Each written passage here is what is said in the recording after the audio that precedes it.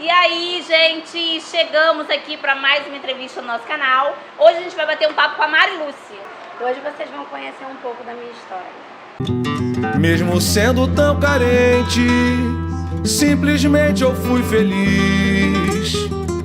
Por entre becos e vielas da maior favela do país.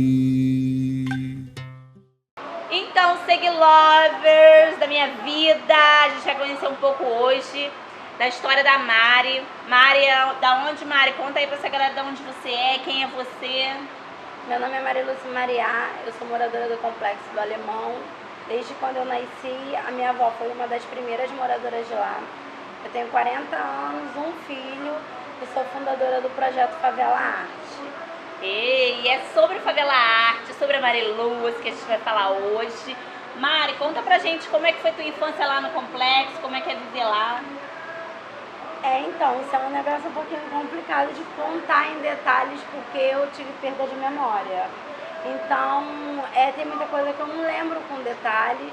Algumas coisas eu lembro que a minha avó também me fez relembrar. Sim. Né? Que é você voltar a ter uma memória mais afetiva, não é aquela memória de lembrança mesmo. Entendi. Que eu comecei a trabalhar aos 6 anos junto com ela. Ela demorou muito tempo para me botar na escola, essa parte eu lembro. Sim. E quando eu fui entrar na escola, a maioria das escolas não aceitavam por conta da idade, que eu entrei aos 10 anos. E então uma patroa dela teve que me ajudar ela a colocar me colocar numa escola particular para fazer uma prova, para eu poder ter uma certificação e ir para o público. Naquela época não existia a lei que obrigatoriamente a criança poderia ter a vaga. Sim. E que era obrigação até da sociedade, da família, do Estado, colocar a criança na escola. Então, isso foi uma coisa que mesmo depois da perda de memória, isso voltou e eu lembro muito bem. A parte difícil da minha história, ela foi uma parte mais de aprendizado, porque tudo que as pessoas podem achar, mas trabalhou desde os 6 anos, lavou prédio, lavou roupa, carregou peso, fez obra com pedreira, ajudou sua avó, foi necessário. Minha avó ela tinha mais de 75 anos quando ela me adotou. Sim. Né? Que a minha mãe não tinha condição de me criar e ela teve que me adotar, e depois adotou meu irmão. E ela não tinha condição de fazer aquele trabalho ali braçal por conta da idade e tudo mais. Mas foi um aprendizado, tudo isso hoje em dia me serviu de experiência. Hoje em dia eu sei fazer várias coisas, eu não tenho só a profissão de artista plástico, eu tenho outras profissões também. E tudo isso é relacionado às experiências que eu tive. Eu fundei o projeto Favela Arte depois que eu abri a empresa Turismo do Alemão. Com a chegada do teleférico, foi mais fácil trabalhar com turismo lá. E então eu via que os turistas eles não levavam nada para casa, a não ser a garrafinha de água e a foto no celular. Sim. Eu solicitava as artesãs de lá para poderem fazer coisas com a identidade do local. Só que as pessoas já não entendiam que a gente tinha que ter. Não era um estoque grande, mas tinha que ter algo já para ofertar. Não dava para esperar o turista chegar e pintar na hora, fazer na hora. Mas ninguém nunca teve esse olhar para esse tipo de trabalho assim?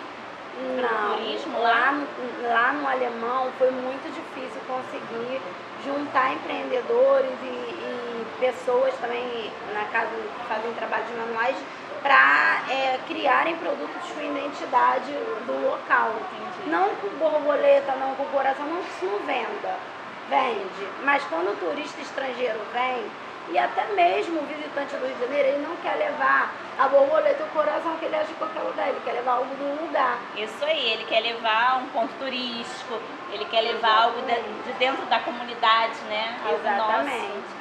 Então, eu comentei na época com o Kleber que a gente precisava de ter alguma coisa, e eu tentei subir, subi até a estação da Palmeira, que é a última estação do teleférico, que é desembarque obrigatório, e fiquei olhando para ver assim, o que é que a gente pode fazer, que a minha ideia era botar uma foto numa camisa, incluir isso no pacote de turismo, dentro do roteiro que a gente ofertava, e o dinheiro que fosse arrecadado com a venda dessa camisa, que já ia no pacote, a gente passava para um projeto social. Sim. E aí, então, eu estava com umas coisinhas lá em casa de pintura, eu nunca tinha pintado na minha vida, eu não sabia nem desenhar mais um coração. Sim. Porque com a perda de memória eu esqueci muita coisa, eu não sabia Queria- desenhar um coração. assim, e você já me contou há um tempo atrás um pouquinho sobre a perca de memória, né? Assim, eu conheci a Mari já tem bastante tempo. Foi que ano? Nem lembro. Eu acredito que foi em 2013, 2014. Acho que foi por aí. Não, acho que foi 2014, porque em 2013 eu comecei o Roça em Foco. Acho que foi por 2014, 2015 a gente se conheceu através de um trabalho, né? Que a gente foi fazer. de testadores. Isso, de testadores, né? Aí foi ela do complexo, foi eu, vieram outras influências de outros lugares também, de outras comunidades. E aí eu conheci a Mari lá. E eu falava com a Karina sobre ela, eu queria muito trazer ela porque eu gostei muito do projeto dela, envolve crianças, né, é de comunidade igual a gente, então eu acho que valia muito a pena. E a Mari nessa época, ela falou um pouquinho sobre essa perda de memória dela, só que eu não lembro muito bem, já tem muito tempo, né, gente? E eu acredito que as pessoas devem estar perguntando também, que você falou tanto da perda da memória, da perda de memória, que a galera deve estar perguntando, mas o que aconteceu? Inclusive assim, tem o TED, que eu conto a minha história, eu falo da perda da memória, eu falo que eu perdi a memória, mas eu não explico o que aconteceu com minhas filhas. Sim. Eu tive 2 meninas, uma morreu no parto, a outra morreu depois de 3 meses. E foi isso que causou a perda de memória. Então as pessoas ficam pensando assim, perdeu a memória e as filhas? Porque depois eu só falo do meu filho, porque eu só tenho um filho de 22 anos. Uhum. Eu só falo do meu filho, eu não falo mais das meninas.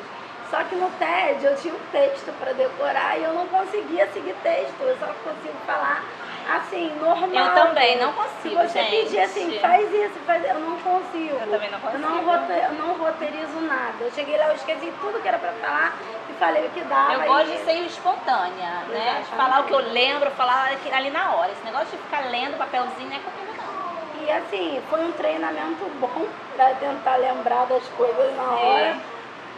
Eu não esqueci de tudo que tinha que falar, mas eu não conseguia falar do jeito que era para falar. Então eu tive que falar do jeito que a minha história era. E era a primeira vez que eu estava contando a minha história na minha existência. Porque eu só ouvia as pessoas, a segunda, eu só ouvia as pessoas contarem pra mim que eu não era daquele jeito, que eu era de outro jeito, que a minha vida era assim, que era sabe. Então eu pensava assim, gente, eu tenho que contar do meu jeito, o que eu lembro, o que eu sinto, o que eu fiz. Aí. E aí voltando que eu estava te falando antes lá do alemão, depois disso eu consegui subir num teleférico e fui tentar desenhar um coração. Só que eu olhava para as casas das pessoas e quando eu ia desenhar as casinhas, eu falava assim, cara, eu não posso desenhar essas casas sem cores, não tem lógica. Mora um monte de gente lá embaixo, essa imagem que eu vejo daqui de cima é uma imagem morta. E as pessoas não estão mortas, as pessoas estão vivas. Qual a mensagem que eu vou transmitir para uma pessoa que for comprar alguma coisa? Que lá embaixo é um lugar ruim, é um lugar que não tem alegria, que não tem sentimento. Então eu comecei a fazer uns desenhos e comecei a colorir. Eu não conseguia ver as casas de tijolo, só conseguia ver as casas com as pessoas dentro. E comecei a fazer as casas coloridas e mudei um pouquinho da identidade visual que geralmente quando a gente faz imagem de favela, existe toda uma estética que o artista usa para compor. A nossa composição, a gente preferiu colocar antes, eu botei o telhado marrom e circulava ele de branco ou marrom mais escuro. Mas depois eu falei assim, não, esse telhado tem que ser preto. Porque essa cor vai representar várias outras linguagens que a gente vai querer depois dizer. Quando a gente for passar uma mensagem, o preto as pessoas vão entender o porquê que é preto. E então eu comecei a desenhar, fazer isso e a minha intenção era botar na camisa, para incluir no pacote. Só que os primeiros que eu fiz, no caso, o Kleber pegou e levou para um grupo de turistas que a gente ia receber. Foram 20 peças na época. E todo mundo comprou, nas caixinhas de MDF. Aí ele falou, nossa, ficou uma briga, todo mundo disputando, parecia leilão para comprar. Então, não faz mais. Aí fui eu, igual a louca, lá pro centro da cidade, comprar as coisas para fazer tela de pintura. Sim. E eu não sabia nem como fazer, porque assim, qual pincel que compra, qual é a tinta que compra, como é que faz, eu não sabia. Foi com a cara, né? Eu fui por instinto, Vamos lá, foi assim, vamos. Eu cheguei lá, eu falei, na madeira, aquelas coisas que estavam lá em casa funcionaram. Mas eu não sei como é que vai ser na tela, eu vou testar esse negócio aqui. Aí dentro da loja eu peguei uma tela lá, botei um pincel, porque pra fazer o traço que eu faço, pra não ficar ali o tempo todo, que a gente faz uma coisa só. Parece até que é. Todo mundo pergunta, vocês usam stencil? Não, a gente faz a mão livre, não tem desenho antes. Todas as crianças fazem aquilo ali à mão livre. Tinha que ter uma firmeza na ponta do pincel, tinha que ser específico. A gente pinta a parede, a gente pinta com qualquer pincel, mas a tela, qualquer tipo de trabalho que a gente for fazer em um material que for vendável, ele é um material de qualidade. Aí eu comecei a pesquisar dentro da loja mesmo qual era o melhor pincel e cheguei nos pincéis que eu achava que era necessário. E levei as telas, comecei a fabricar tudo em casa e era tipo assim, era fabricação mesmo, porque já estava chegando a Jornada Mundial da Juventude, já estava lotando de turista lá. E assim, a gente já estava recebendo muito turista por conta que aquela teoria, né? Pode vir que está segura, a propaganda que o Estado na época vendeu. É também porque o teleférico era uma novidade, então as pessoas queriam vir. Nossa, naquela época foi bem, né? Tinha muita reportagem que saía, as revistas de avião também tinha reportagem sobre o passeio que a gente ofertava. A gente, na época, tínhamos dois sócios que são do mercado de turismo, então eles trabalham com desembarque de navio, com todo tipo de nicho de mercado de turismo que você possa imaginar. Eles trabalhavam, então a gente tinha uma demanda muito grande. Não dava para eu ainda ficar na porta de todo mundo pedindo, implorando, faz por favor. E eu não queria pedir uma coisa industrializada, assim, vamos fazer uma caneta, um chaveiro e vender. Isso para mim não fazia sentido, para mim não era um trabalho manual, não era arte. Então eu peguei e falei, você fica com os grupos, eu organizo os grupos, você faz o guiamento junto com os cicerones. No caso, assim, a gente tinha os guias credenciados e a maioria das outras favelas chamam de condutores ou monitores, a gente chamava de cicerone. Enquanto você está fazendo passeio, eu fico aqui pintando mais coisa para poder vender. E aí eu ficava na última estação já, aí quando chegava tarde eu descia para fazer as coisas em casa, não dava para fazer porque eu ia direto para pintar.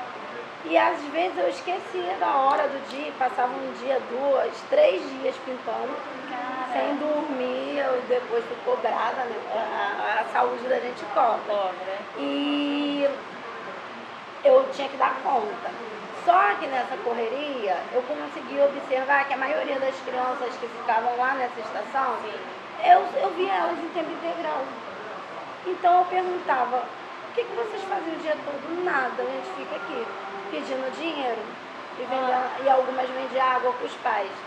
E você não estuda? Não. Por quê? Aí eu ia buscar saber da mãe, do pai, de algum familiar, por que a criança não estudava. A gente chegou aqui, a gente não sabe como tirar documento, eu vim de um lugar que teve uma enchente, levou minha documentação toda. Eu não sei como conseguir a vaga, porque eu vou na escola e não tem vaga.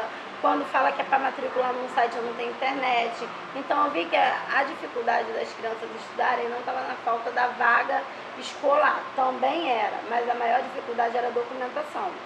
E aí precisava acionar o CRAS, só que muitas das vezes você precisa de um plus, aí eu precisei acionar o Conselho Tutelar também. Porque o Conselho Tutelar, obrigatoriamente, ele teria que fazer isso que eu estou fazendo.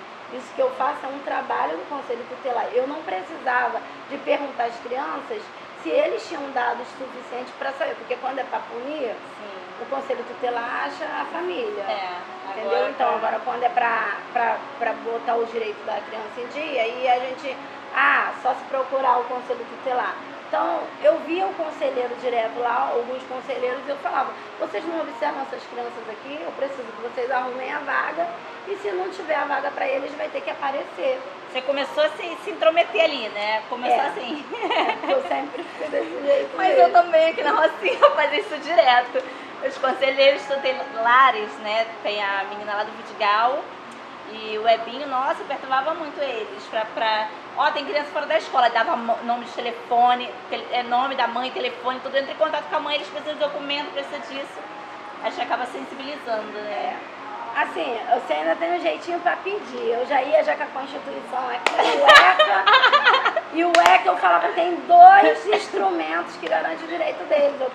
Eu reaprendi a ler com a Constituição. Então, assim, como que eu não ia lembrar disso? Aí eu falava, e agora? Nenhum dos dois está servindo? Só serve da favela para fora? Aí eles, não, nem isso não, é porque não tem vaga em todas as escolas aqui da área. Eu falei, não interessa, nem que eu ache o prefeito, eu tenho que ir atrás de alguém vai ter que fazer essa vaga aparecer. E depois disso eu procurei a gerente do CRAS, expliquei para ela, tem muita mãe que tem dificuldade de se comunicar, não vai saber explicar direito o que precisa. Então se você puder botar umas assistentes sociais que entendam a linguagem das pessoas, vai ficar mais fácil a comunicação. Incluir essas pessoas já em programas sociais, que é direito delas, entendeu? Porque a maioria não sabia nem o que era Bolsa Família na época, já tinha direito e não sabia. Então, assim, e não viviam de nada, só viviam de a criança pedir dinheiro no teleférico e vender água. Aí passou-se os dias, eu tô vendo lá, vem uma criança de 2 anos, vai fazer 2 anos, tia, deixa eu te ajudar a pintar, você me ensina? Eu falei, cara, mas vou te ensinar, só aprendi sem ninguém me ensinar. Eu não tinha uma didática para aquilo. Sim. E ela tinha 2 anos, eu, gente, como é que essa criança vai pintar? Mas eu não vou frustrar a criança. Aí coloquei ela sentada em cima do local que eu apoiava as coisas, aí dei uma rodinha de MDF assim pra ela e falei, me imita, eu só sei te ensinar assim. Olha o pincel aqui, tira excesso de tinta, faz um quadradinho, olha pro outro pincel aqui, esse outro pincel, faz isso aqui, aí ele foi fazendo. Aí eu vi que ela tinha um jeitinho pra fazer, eu falei, gente, uma criança de 2 anos faz melhor do que eu.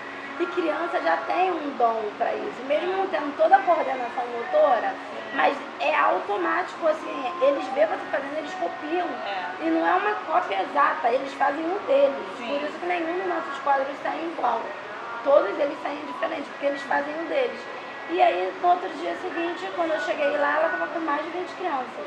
Nossa. Tia, eles vieram para aprender também com a senhora.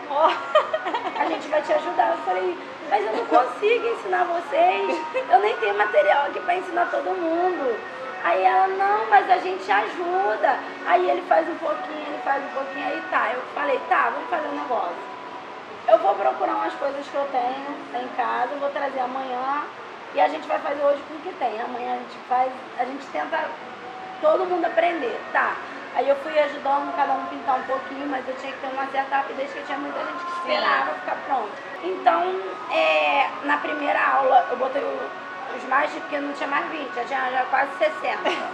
Botei todo mundo no chão, falei, olha, só tem um jeito de aprender, a gente vai imitar, tá? Eu vou falar, vocês prestam atenção, porque a gente só aprende prestando atenção, não adianta falar, eu entendi, eu sei, eu já vi fazendo, não.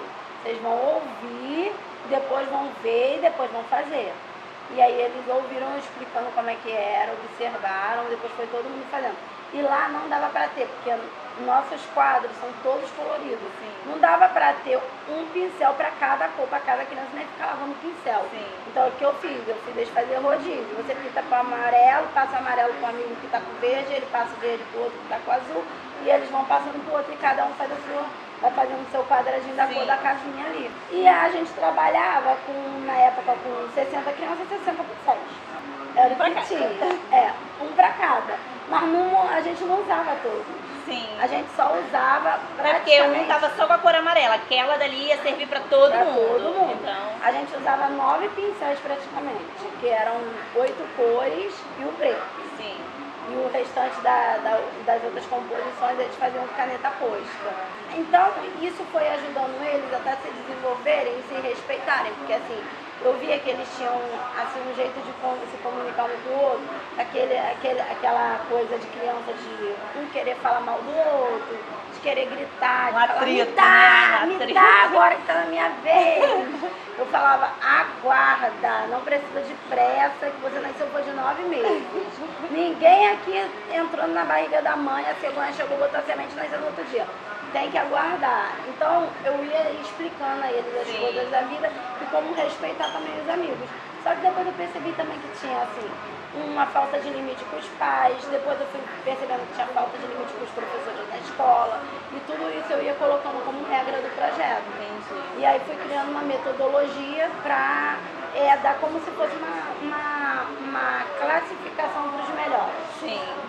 Mas todos eles são melhores. Só que a gente bota ouro, prata, verde, ouro, prata, bronze e verde. Sim. Eu só divulgo alunista ouro. Quem está nas outras listas que se esforce para chegar na ouro. Ah, Tim, que lista que eu tô? Você deveria saber. Você está se esforçando para chegar na ouro? Se tu não está na ouro, tu está em qualquer outra. Tu pode estar na verde. E a verde é a pior lista para eles, porque a verde é a última. Entendeu? Então a verde eles pensam assim, eu quase não vou poder pintar, vou ter que lavar os pincéis, vou ter que guardar tudo, vou ter que ajudar os outros, vou ter que tirar foto. Porque a punição também é ajudar. É ajudar. Tem uns que fazem questão de ficar na verde para tirar foto. Faz questão. Eles falam assim, tia, eu sei que eu tô com bom comportamento, mas deixa eu tirar foto, se eu ficar na lista verde eu ligo. Não, eu falei, não é isso. É que se você na lista ouro ficar tirando foto, quem tá lá na verde vai falar, ele tá na ouro, ele tira foto, por que eu tô na verde e não posso pintar? Então eu botava toda uma regra, tu vai tirar foto em outro momento, quando a gente vai fazendo outra coisa. Sabe o que é legal disso tudo? Porque eles vão descobrindo onde eles se encaixam, né? Que você falou, muitas vezes o que tá no ouro quer tirar foto. Tipo assim, ele se identificou mais com a fotografia. E ali eles vão aprendendo e vão vendo qual é o nicho deles. Exato, é porque eu falo sempre pra eles, nem todo mundo vai viver de arte. Todo mundo é artista, lá todos eles são artistas, mas nem todo mundo vai viver de arte. Por isso que eu levo eles para visitar centros culturais, empresas, outras escolas, outras favelas.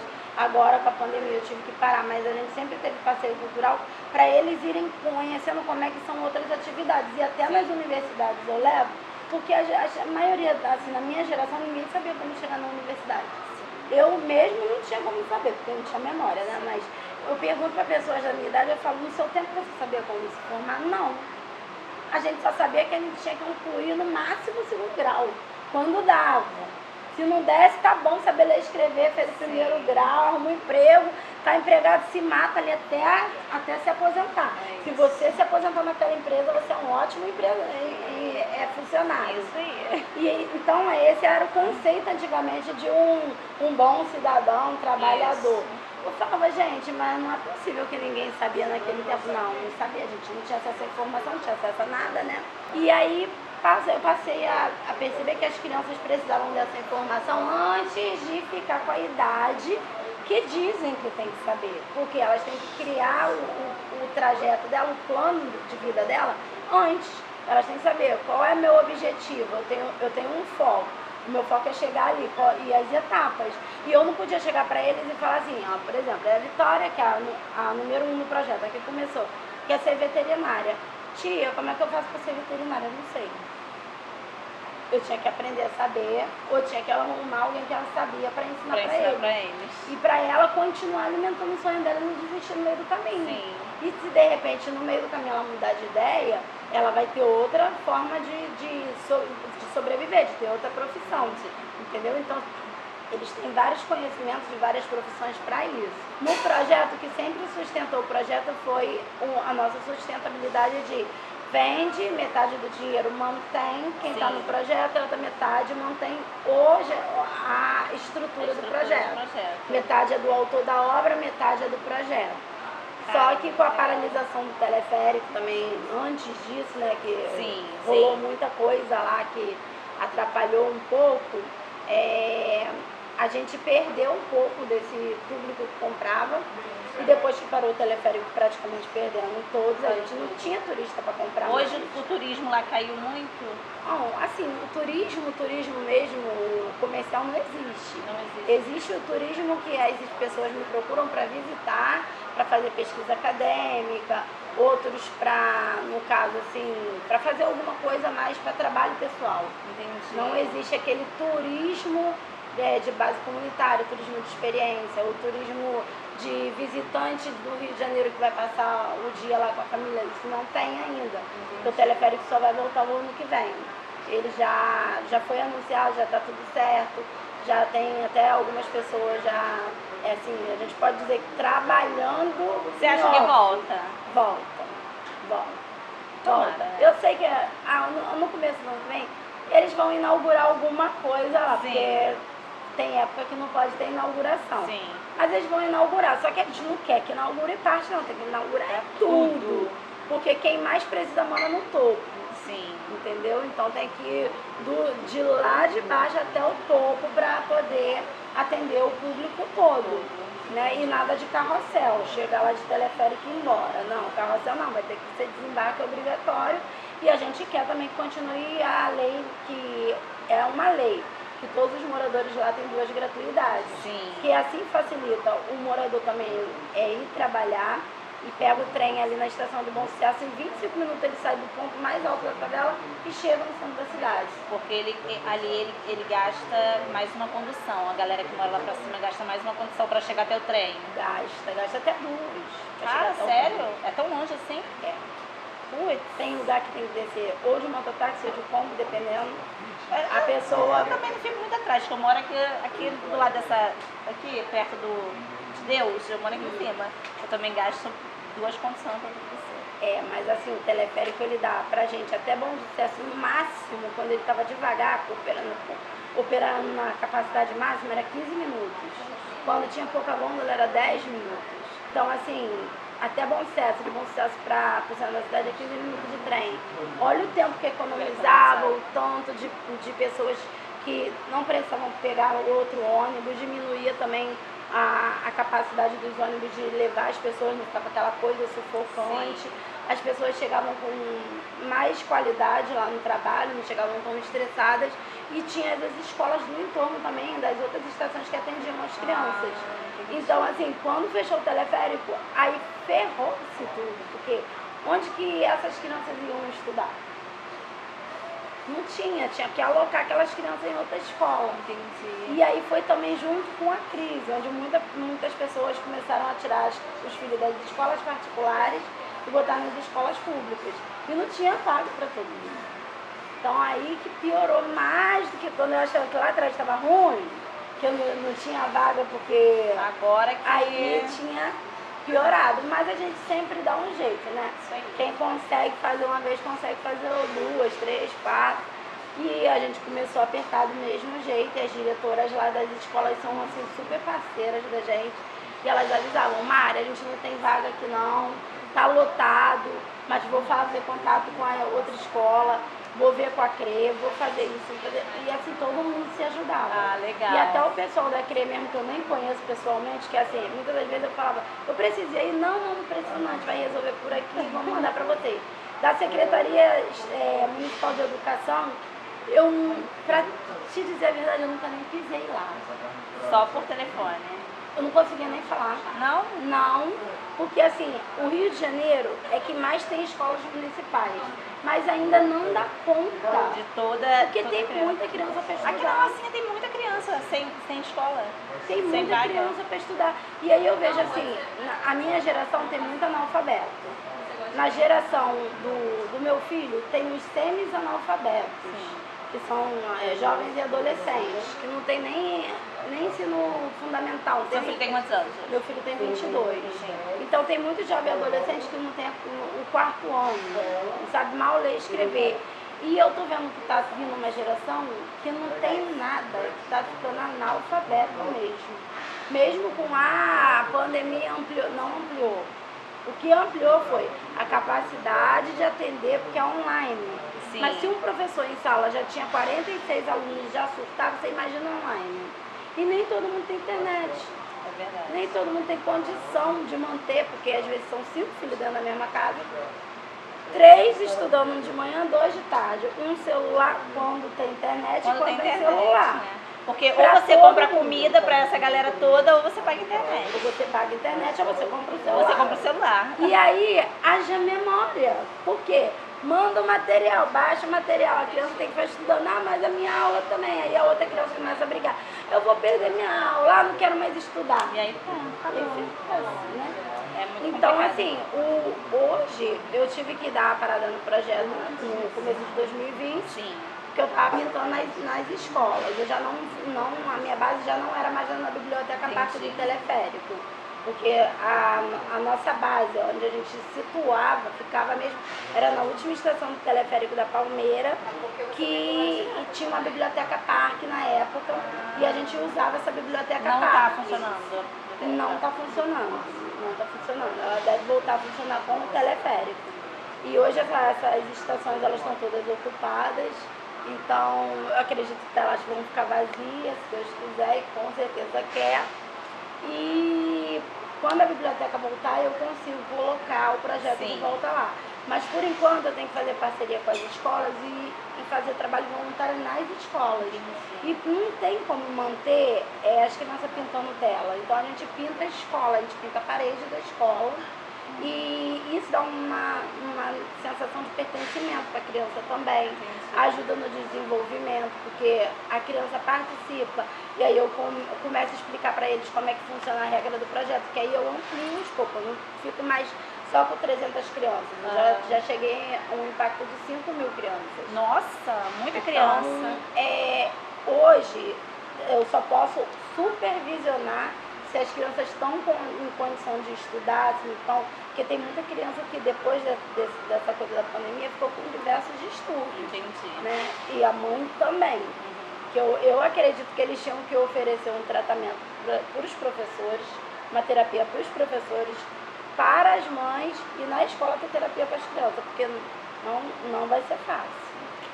Não vai ser fácil. Devia ter tanta coisa, né, amiga? Mas, não enfim. vai ser fácil. Adaptar essas crianças a aprender olhando para o quadro, para o caderno, assim. A criança agora só aprende só com a educação cognitiva. Vai ter que ser uma coisa bem diferenciada para manter a atenção deles ali. Entendeu? Essa coisa de botar a cabeça para baixo já não vai funcionar mais. Entendeu? Pega a apostila, não vai funcionar. Não vai. Então, o ano que vem eu já tenho algumas escolas para fazer os trabalhos. Não tem apoio de nenhuma empresa. Eu ia te perguntar isso. Quando vocês estavam lá no teleférico, vocês vendiam o material, ajudavam as mães do projeto e tinham dinheiro para poder arcar com as despesas que, né, são materiais, tintas, tudo, para continuar o trabalho. E hoje você está hoje você está parada, mas você estava nas escolas. E como é que faz? Quem apoia? Antes da pandemia, tinham pessoas que apoiavam a gente, assim, em épocas de festivas. E essas pessoas continuaram a dar um apoio a gente quando a gente precisava de alguma coisa para manter alguma atividade do projeto. Já não estava dando para manter o projeto todo. Então eu tive que fazer um recorte para manter. Foi onde eu usei a estrutura das escolas. E aí veio a pandemia, essas pessoas que ajudavam, elas não estavam mais em condição de ajudar. Então, assim, a gente não tem uma ajuda daqui do Brasil de ninguém, não existe.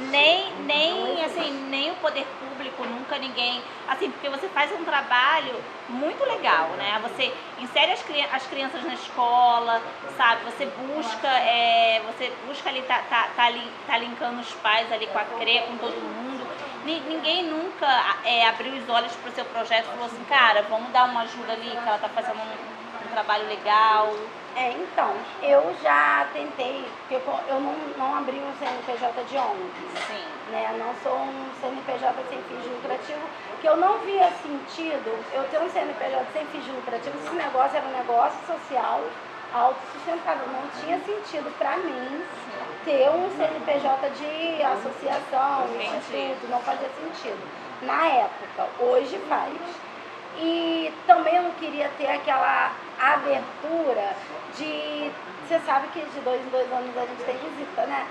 Que só visitam a gente. E amiga, já estão me visitando desde o ano passado, já estão me ligando. Mas assim, eu tô falando assim, no geral, ele vem no ano par. Isso aí. E aí eu falei assim, cara, eu quero ser vista como a artista que não gosta de proximidade com esse pessoal, que só gosta de proximidade com esse pessoal quando é pra cobrar o direito para cumprir o dever. Isso aí. Entendeu? Então, e a gente sabe qual é a intenção da ajuda dessa galera. Até tem hoje em dia algumas pessoas que, assim, eu posso dizer, lá atrás me ajudou e não era desse ramo. Sim. Mas que estão nesse ramo. Entendi. Mas não me procuram porque às vezes eu até entendo que, assim, tem pessoas que começam a fazer um trabalho e tal, ajuda, isso, e às vezes fala assim, cara, eu poderia estar lá, talvez eu ajudasse. Daqui de fora não dá pra fazer. Vai lá isso, a gente também entende essa parte. E aí quando chega, ela também vê que a coisa não é tão simples. Porque não depende deles, né? Depende de outras tem questões. Tem os caciques mais espertos. Isso aí. Então não dá pra eles chegarem lá fazendo um milagre. Isso aí. Então, assim, teve algumas secretarias que já me chamaram para conversar algumas vezes, mas aí não tinha como colocar, porque não era ONG. Então, outras ONGs já não queriam, porque assim, aquela coisa, eu não sei se acontece aqui na Rocinha. Lá no Alemão agora que parou, mas era aquela coisa assim, vai dar visibilidade pra você. Aqui tem. Gente, eu não preciso de visibilidade, nem as crianças. A gente tem quadro em 60 países. Sim. A gente não precisa de visibilidade, a gente precisa de estrutura. Visibilidade a gente faz pela internet, a gente cria uma campanha com um monte de gente que pede para divulgar, a gente arruma um viral, a gente joga um hashtag, sobe a hashtag, a gente dá nosso jeito, comunicar a gente sabe fazer bem. O negócio é porque tinha muita gente que, às vezes, quem está no poder, ele confunde e divide. Fica mais fácil a gente dividido. Sim. E naquela época a gente tinha muita divisão, porque as pessoas só entendiam que aquilo tinha um preço, mas não um valor. Elas não entendiam o valor do propósito de cada trabalho. Então falava assim, o projeto de fulano é um projeto bom, mas o meu projeto nunca recebeu apoio. Eles lá dão um jeito deles. As pessoas sempre às vezes imaginam que quem faz projeto é rico. Não é. Eu sou artista, mas não sou milionária não, né? É isso aí. Ainda não. Seremos, amiga, em nome de Jesus nós seremos. Ainda não. Não sou milionária. Se eu fosse milionária, eu faria questão de ficar pobre de novo. Porque eu acho que ninguém leva nada junto consigo, a não ser as ações que ela faz. Então, assim, pobre que eu falo é desprovida de recurso financeiro que você não usa, né? Eu acho que o suficiente para sobreviver, você ter a bastância para você poder manter a sua família, se manter e ajudar as pessoas que estão próximas, isso aí é o suficiente. O restante você usa para multiplicar, porque você tem que deixar exemplos. As gerações que vieram tinham o exemplo dos avós. Como os pais saíram para trabalhar e os avós foram morrendo, eles ficaram sozinhos. Quais os exemplos que eles tiveram? Nenhum. Então hoje a gente tem que ter multiplicadores de exemplo. Se a gente tiver pessoas que deem para eles uma noção de que se ele fizer o bem agora, ele pode até não rezar, a pessoa vai ser mal agradecida, ninguém agradece. Você fez sua parte, você passou pelo mundo, não fez só peso na terra, você existiu, entendeu? Que por mais que você não tenha entrado para a história, você não tenha sido uma pessoa que, nossa, ficou famosa, mas você salvou vidas. Mas você, além de salvar a vida, você deixou a semente pro próximo. Isso aí. Vai vir seus filhos, seus netos dos seus amigos, os amigos dos seus netos vão estar tudo aí. Qual o exemplo que você vai deixar? Você vai deixar o quê? Vai dizer para eles só que o mundo é ruim, é difícil? Se a gente ficar só nessa coisa de o mundo é ruim, é difícil, eu ficasse só lá pensando no que as pessoas falavam, você é maluca, você não vai lembrar de nada, você nunca vai casar, você não tem memória, você não vai conseguir fazer nada na vida, não sabe ler e escrever. Se eu ficasse parada lá atrás esperando isso acontecer, meu Deus, eu não consigo fazer nada, eu não ia fazer nada. Entendeu? Eu fui aprender como funcionava o mercado de turismo na raça. Quando o Kleber falou assim, tá fazendo teleférico, aquilo não é um transporte de massa, aquilo é um equipamento turístico, eu já vi acontecer isso lá em Porto Seguro, perto da minha tribo, porque ele é índio também. E quando o turismo chegou lá, chegou várias empresas junto. E aí muita gente que era de lá teve que sair. E aqui não vai acontecer a mesma coisa. Exatamente, não aconteceu, porque tinha gente para não deixar acontecer. Sim. Mas ia acontecer, ia ir para lá, rede de lanche, aí ia acabar com as lanchonetes e tudo. Ia para lá outros segmentos também que ia acabar com as pensões. Sim. Então, assim, a gente tem que pensar nos empreendedores que mesmo fora do nosso foco de turismo, eles são necessários pra gente, porque são pessoas dali que nasceram, foram criadas ali, a família da pessoa toda tá ali, entendeu? Chega um empresário, injeta um dinheiro, ele compra, aquela lojinha ali, daqui a pouco ele abre um negócio macro, ele quebra todo o restante do lado. E era exatamente isso que a gente não queria. Por isso que eu fui me informar como é que funciona o mercado de turismo, do lado bom e do lado ruim. O lado ruim era para a gente poder saber como administrar lá a nossa, eu posso dizer assim, nosso patrimônio. Sim. Que a maior patrimônio da favela é o morador, mas o maior patrimônio do morador da favela é o local que ele vive. E então depois disso foram acontecendo outras coisas e que a gente vai ter que deixar para a próxima entrevista, porque já está extensa a entrevista. A Karina só tá ali assim, ó, tipo assim, o tempo já estourou, mas se deixar, vocês sabem que eu falo a dessa, eu adoro ouvir histórias, aí eu fico aqui, ó, o dia inteiro, gente. Mari, vamos lá. Como eu te falei agora, a gente já escutou um pouquinho da história da Mari, ela falou um pouquinho sobre o trabalho dela, como é que foi. Pra gente fechar aqui, e fechando aqui, né? Você falou que hoje você não tem ajuda, não é isso? Isso. Então, se alguém sensibilizar aqui, por favor, ajudem a Mari com o projeto. O projeto que vocês escutaram, o projeto é muito legal, é lindo. Ela resgata ali as crianças, ela cuida das crianças. As crianças voltam para a escola, né, vai dando orientação ali para os pais vão se inteirando das coisas, e é muito legal, porque envolve pai, envolve filho, envolve todo mundo, envolve a família inteira. Então ajudem o projeto dela. Quem quiser te ajudar, Mari, lá com o projeto, como é que faz? Entre em contato com quem? Então, para ajudar o projeto, a pessoa pode jogar no Google Favela Arte, sem nada depois do T. Sim, ART. Favela ART, isso. Nas redes sociais, todas elas são escritas da mesma forma, o arroba na frente e Favela Arte. E pode entrar em contato também pelo WhatsApp, que é o número principal que eu mantenho. Você pode falar? DDD 021 9933 6193. Quem responde nesse número sou eu mesmo, quem responde nas redes sou eu mesmo. Não tem um robô e não tem uma equipe por trás. Se demorar um pouquinho, pode deixar, daqui a pouco eu respondo. É isso, a gente vai deixar tudo escrito aqui no vídeo para ficar mais fácil para vocês, tá? Vai lá embaixo nos comentários, ali embaixo onde fica o textinho, vai estar tudo lá bonitinho para ficar mais fácil para vocês encontrarem a Mari, tá bom? Mari, sempre no final da entrevista a gente pede para você deixar uma mensagem aí para os nossos seguidores, para a galera que te acompanha, teus amigos, quem, sei lá, para você deixar uma mensagem aí, que tocar no seu coração, que você quiser dizer para eles. Eu sempre tenho uma frase que eu repito com as crianças lá, a gente tem diversas frases, mas a gente pega as frases de impacto e coloca para lembrar sempre, né? Tem uma que o Brendo escreveu no quadro que diz que a arte existe para que a realidade não nos destrua. Mas a frase que as crianças mais gostam de repetir é: quem não luta pelo futuro que quer, tem que aceitar o futuro que vier. E aí a gente foi e colocou mais um pedacinho. E nós não queremos qualquer futuro. Então é por isso que a gente continua trabalhando, lutando. É difícil, mas não é impossível. Eu sei que foi muito difícil esse tempo todo que a gente passou, que está passando ainda com essa pandemia.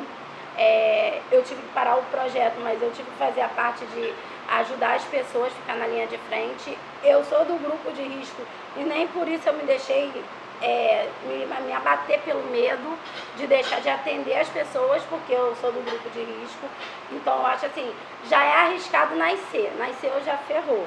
Então se a gente está aqui, a gente tem que fazer valer a pena. Você já é campeão porque você chegou primeiro lá dentro da barriga da sua mãe. Então, o que eu quero pedir para as pessoas, assim, elas guardarem no coração delas, é que quando ela faz algo para ajudar alguém, ou se ajudar e ajudar outra pessoa, essa ajuda tem que ser sustentável, ela tem que ser boa para você. Primeiro você tem que estar bem, mas tem que ser boa para o outro também. Não importa quem é esse outro, mas tem que ter mais alguém.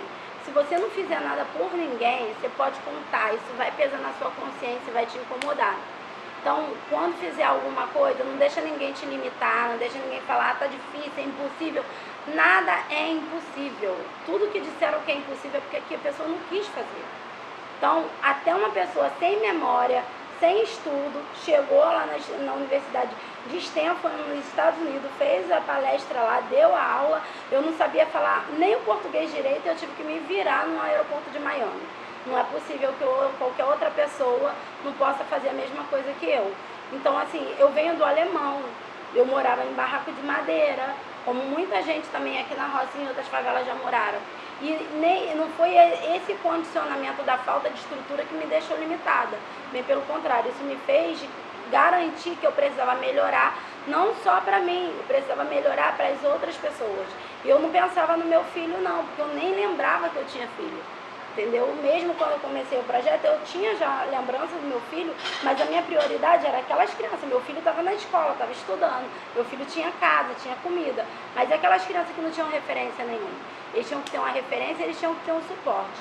Então, se você vê alguém precisando, por mais que você ache que a pessoa, essa pessoa não faz nada na vida, mas olha para quem está menor que ela, que a criança é o futuro, entendeu? A gente também tem essa hashtag, o futuro está nas crianças. Não adianta você querer um futuro melhor se você não cuidar do presente agora. Ai, por que vocês me fazem chorar, hein, cara? Por que me segurando? Gente, a história da Mari é linda. Eu queria muito poder ouvir mais, mas o tempo não deixa, porque nosso tempo é limitado. Mas eu creio, em nome de Jesus, que futuramente a gente vai ter um espaço onde a gente vai poder falar por horas, e a Mari vai poder contar tudo nos mínimos detalhes.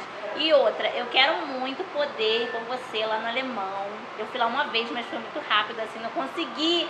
Eu fui para uma reunião com os amigos, eu não consegui conhecer, não consegui andar. Eu quero ir lá, eu quero andar, eu quero conhecer o teu trabalho de perto, eu quero estar contigo, eu quero poder gravar lá contigo. Tá, se puder, tá? Estou aqui me oferecendo já.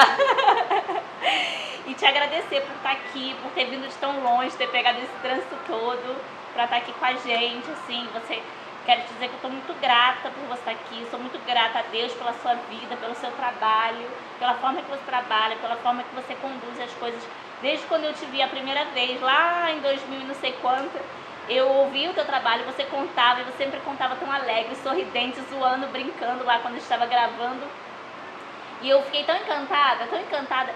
E hoje eu sou grata a Deus também por ter esse projeto e poder contar a tua história, poder dividir um pouquinho da tua história com as pessoas que acompanham a gente. Obrigada. Eu que agradeço ter pessoas que são como vocês, que estão fazendo, porque a gente sabe que isso é um trabalho.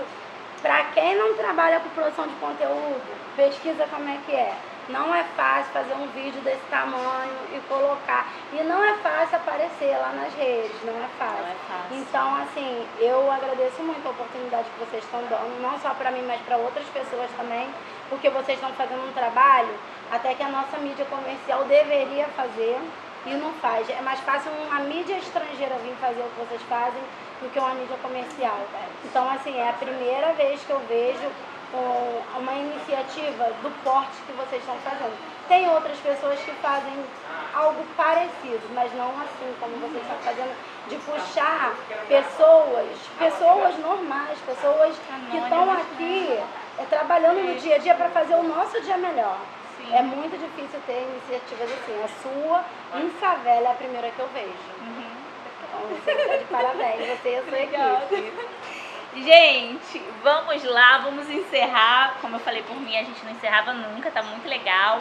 Eu quero agradecer vocês também que estão aí, que vocês acompanham a gente toda terça e quinta-feira às 8 horas da noite, tá? Quero agradecer ao Mirante por sempre disponibilizar o espaço aqui pra gente, um café da manhã para os nossos seguidores.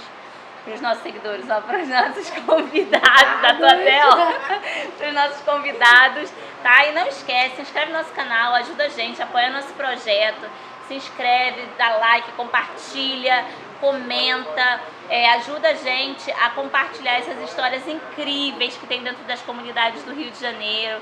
São histórias, assim, surpreendentes, gente, assim, meu coração transborda de tanto amor por cada um deles, porque é puxado, sabe? É puxado, é sofrido, é complicado demais e eles estão aqui, tá bom? Então, assim, compartilha para que as pessoas conheçam eles. E você que quer apoiar o nosso projeto, que puder apoiar o nosso projeto e quiser estar aqui com a sua logo rodando aqui, gente, entre em contato com a gente aí nos comentários, lá pelo direct no Instagram que a gente responde. É só isso, vamos lá, beijo. Tchau!